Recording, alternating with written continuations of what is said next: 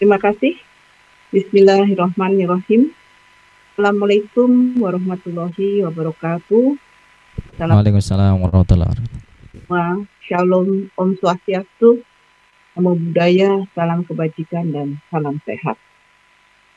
Yang saya hormati Ketua Umum Perkumpulan Dokter Pengembang Obat Tradisional dan Jamu Indonesia, PD POCI, Bu Dr. Kandidat Dr. Ingrid Tania MSI Herbal, kemudian juga para narasumber, Guru Besar Fakultas Farmasi Universitas Indonesia, Bapak Profesor Dr. Abdul Muim, MSc APP, Guru Besar Fakultas Farmasi dan Sains Universitas Muhammadiyah, Profesor Hamka Uhamka, Bu Profesor Dr. Endang Hanani, MSc APP, dan Bapak Ibu hadirin sekalian peserta basic course pada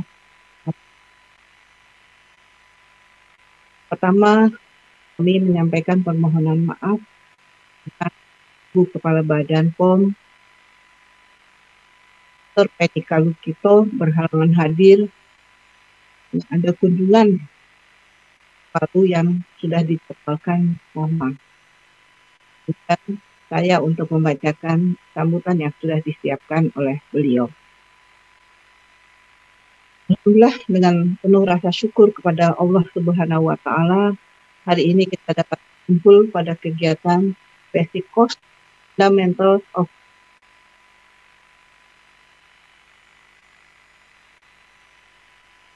Kami juga tentunya mengucapkan selamat dan apresiasi kepada Perkumpulan Dokter Pengembang Obat Tradisional dan Jamu Indonesia, PD POCI, yang merupakan mitra strategis Badan POM atas pelaksanaan kegiatan ini.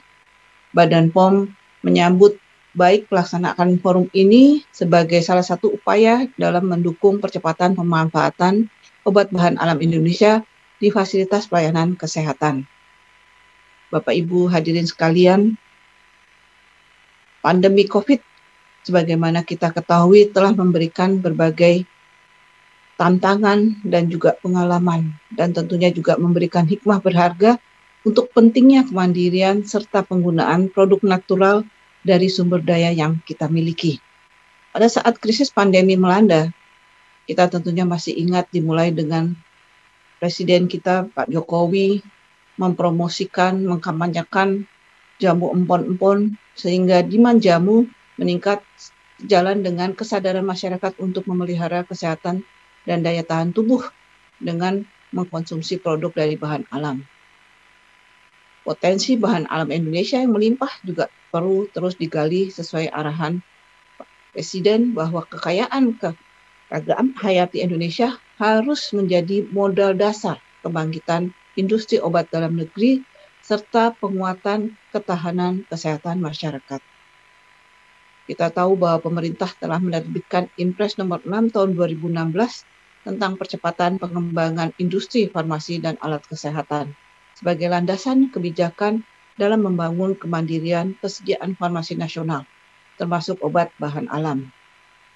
Didukung oleh Impres tersebut, hingga saat ini sudah lebih dari 15.000 obat tradisional, 81 OHT obat herbal terstandar, dan 22 produk fitofarmaka terdaftar di Badan POM. Penerbitan formularium fitofarmaka pada tahun 2022 lalu juga telah menjadi momentum penggunaan fitofarmaka yang lebih luas dalam pelayanan kesehatan dengan memanfaatkan DAK dan JKN.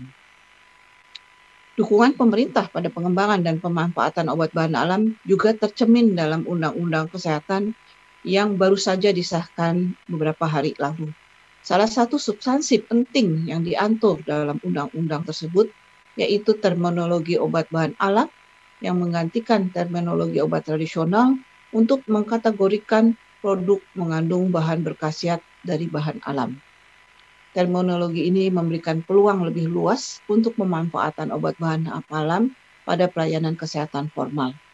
Selain itu, melalui undang-undang tersebut, juga pemerintah berkomitmen mendorong pengembangan obat bahan alam dengan menciptakan iklim usaha yang sehat bagi masyarakat dan pelaku usaha.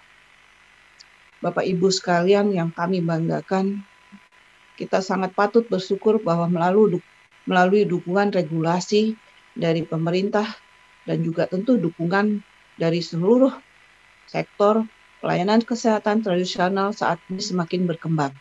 Beberapa rumah sakit seperti Rumah Sakit Universitas Airlangga, RSJ Prof. Suroyo Magelang, RSU Bangli Bali, RSUP Dr. Sarjito Yogyakarta, RSUP Sanglah Bali, dan RSUD KRMT Wongsoseno Semarang telah memiliki unit pelayanan kesehatan tradisional terintegrasi, yaitu bentuk pelayanan kesehatan yang mengkombinasikan pelayanan kesehatan konvensional dengan pelayanan kesehatan tradisional, baik sebagai pelengkap maupun sebagai pengganti apabila tidak terdapat terapi konvensional yang efektif. Sebagai penunjang dalam layanan kesehatan konvensional, obat bahan alam tentunya mempunyai potensi dalam membantu mengatasi atau mencegah penyakit tidak menular, meningkatkan daya tahan tubuh, dan meningkatkan kesehatan atau wellness dalam rangka promotif dan preventif.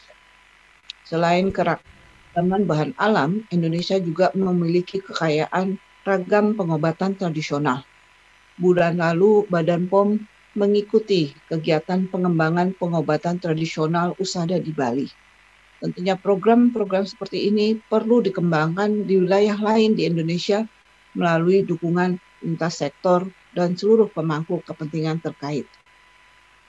Bapak Ibu hadirin peserta basic course yang saya hormati, peluang-peluang pemanfaatan obat bahan alam dalam pelayanan kesehatan perlu direspons secara optimal dengan menciptakan ekosistem yang efektif melalui kolaborasi multi-helix. Selain tugas dan fungsinya, Badan POM memastikan pemenuhan aspek keamanan dan mutu obat bahan alam sepanjang produk life cycle dari hulu ke hilir, yaitu sejak riset dan pengembangan, hilirisasi, produksi, distribusi, hingga konsumsi. Badan POM mengembangkan berbagai program strategis, inovasi, dan terobosan bersama lintas sektor untuk membangun obat bahan alam Indonesia yang berkualitas. Antara lain melalui beberapa kegiatan, dimulai di tahun 2021, Badan POM menginisiasi program besar penggalian informasi atau jejak empiris kearifan lokal dalam rangka pelestarian jamu Nusantara yang merupakan bagian dokumentasi dan inventarisasi kekayaan obat bahan alam Indonesia. Yang kedua, kegiatan membangun kejayaan baru jalur rempah Indonesia di Maluku pada awal tahun 2023 ini sebagai pusat kejayaan besar rempah masa lalu. Kejayaan rempah Indonesia perlu dibangun kembali karena masih ada potensi untuk meningkatkan nilai tambah melalui berbagai upaya inovasi.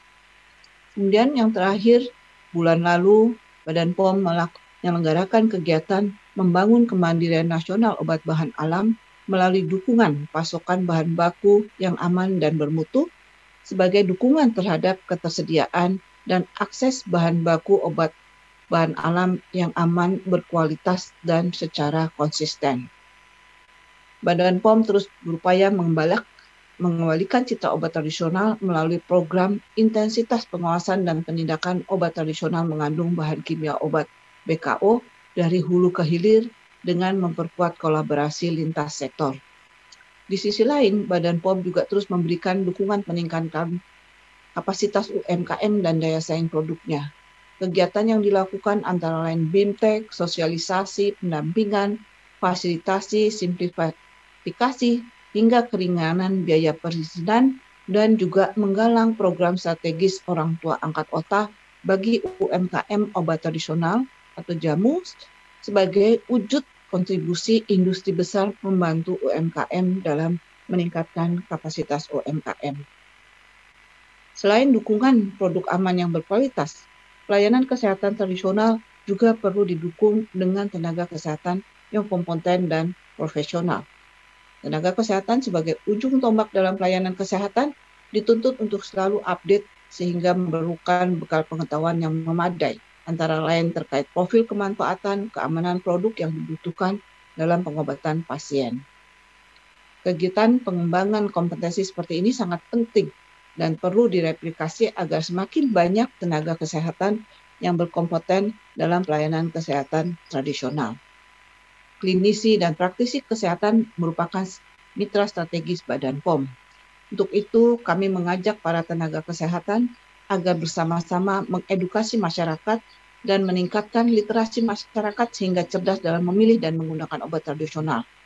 Masyarakat perlu terus dihimbau agar tidak mudah tergiur pada klaim obat tradisional yang berlebihan, instan, cashplank, tokcer, dan sebagainya. Partisipasi aktif tenaga kesehatan juga tentu sangat diperlukan dalam mendokumentasikan efek samping obat tradisional untuk melengkapi profil khasiat dan keamanan produk obat tradisional yang saat ini masih sangat terbatas database-nya. Hal tersebut merupakan bagian dari monitoring efek samping obat tradisional secara nasional. Bapak Ibu hadirin yang kami hormati, sebagai penutup, semoga kegiatan Basic Course Fundamentals of Medical and Clinical Herbalism ini dapat meningkatkan terus kepercayaan dan kompetensi tenaga kesehatan terhadap pelayanan kesehatan komplementer dengan obat bahan alam sebagai bagian dari pelayanan kesehatan integratif di fasilitas pelayanan kesehatan. Dengan demikian, pengobatan yang berbasis ilmiah menggunakan obat bahan alam menjadi pilihan dalam upaya pemeliharaan dan peningkatan kesehatan masyarakat. Wassalamualaikum warahmatullahi wabarakatuh. Kepala Badan Pengawas Obat, Dr. Pendika Lukito MCP. Terima kasih.